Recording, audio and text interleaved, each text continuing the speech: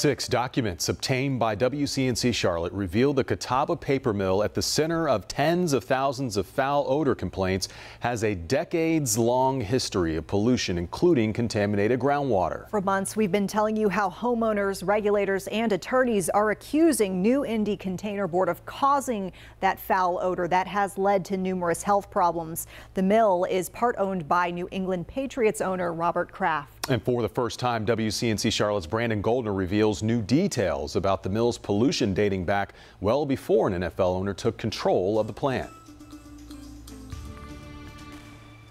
Since first opening in the late 1950s, the Bowater Catawba pulp and paper mill has changed hands multiple times. When New-Indy purchased the mill in 2018, they entered into what's known as a voluntary cleanup oversight contract, a VCOC.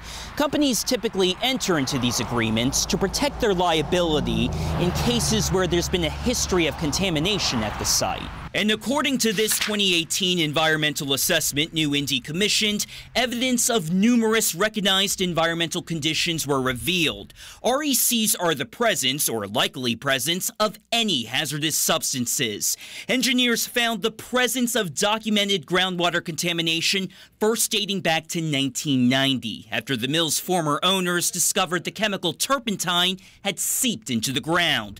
The study says some groundwater samples contained petroleum-related compounds. Others had unsafe levels of the carcinogen benzene. Assessors say the sludge in some of the plant's lagoons contained detectable levels of dioxins and furans, a family of toxic substances. Engineers also found one of the lagoon's dikes may not meet code and saw sections of it seeping.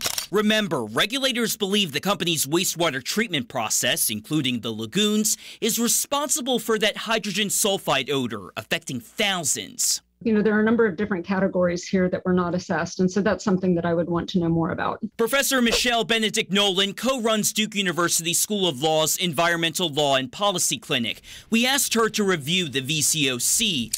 DHEC tells us New-Indy submitted 3 follow-up reports, but they're not easily accessible to the public because they total thousands of pages, so we had to submit a formal records request. DHEC did say, based on those reports, they told the company to submit plans for a groundwater monitoring program. But until we actually get those reports, Professor Nolan says it's hard to say how much of an impact this contamination has on neighbors. If I were a member of the community, I would be concerned. I'd encourage the company and DHEC to be very transparent about all of that. People are rightfully concerned about exposure to these types of contaminants. We've requested comment from New-Indy and are awaiting a response, though they've repeatedly declined our past interview requests. In Catawba, Brandon Goldner, WCNC Charlotte. And stay up to date on the latest developments by downloading the WCNC News app for free.